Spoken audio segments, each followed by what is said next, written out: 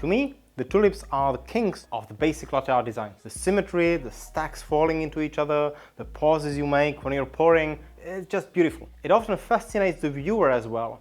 But trainers often tell you that the tulip is the hardest to get right from all the basic designs. But is it true or false? Let's find out. Also, by the end of the video, we'll share with you one incredibly simple tip for getting better with this design. For those of you who just joined watching our mini latte art series, there are some basics we explained in the previous videos. We covered how to properly steam milk for latte art and how to manipulate with the jug. We talked about hand-eye coordination during pouring, contrast and symmetry, and basic motions like wiggling and cutting through the design. In my opinion, tulips in their essence are one of the easiest and most fun of the basic designs. You can endlessly improve them and get better at them. In this video, we'll show you how to do the very basic tulip so you can improve your home latte art game.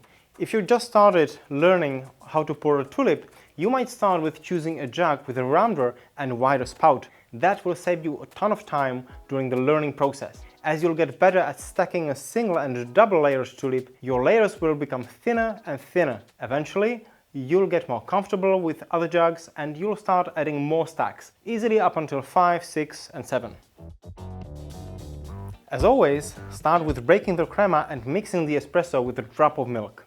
A slightly thinner milk, like the one you would use for a rosetta, will be a good choice. But unlike the rosetta, where we end up stretching that canvas in about 2/3 of the cup, with tulip, you want to start pouring much sooner than that. The reason for that is that as you're stacking one tulip after another, you're pushing the design from front to back, and you need more space in the cup to do that. So let's start with a single tulip. Tilt the cup towards the spout and go near the surface with it. First third of the cup. Eyes on the spout. Control the flow.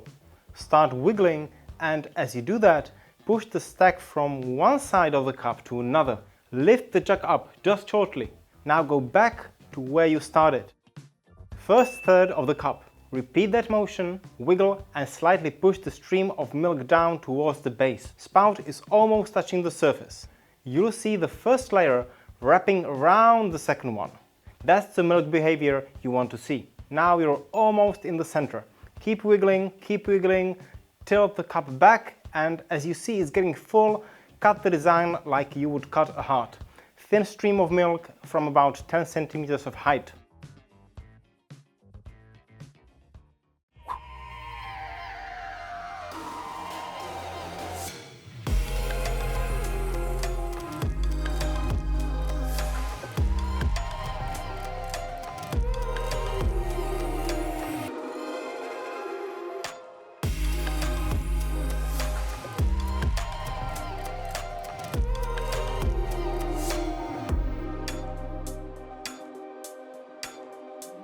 Keep practicing the single tulip and focus on the final symmetry and contrast.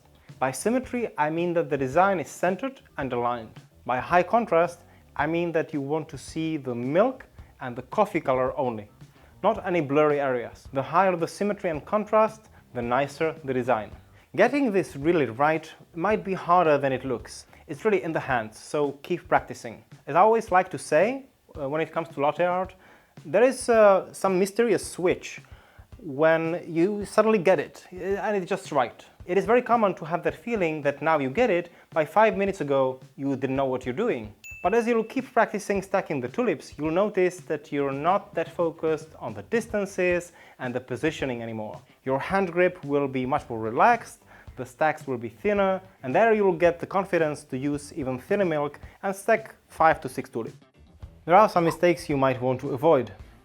Don't push the stacks all the way down to the edge of the cup, as the following stacks will disappear in the previous ones. Also, as the first stack will hit the wall, you will lose contrast. With the tulip, don't start the design too late, otherwise the design will be too small and not symmetrical.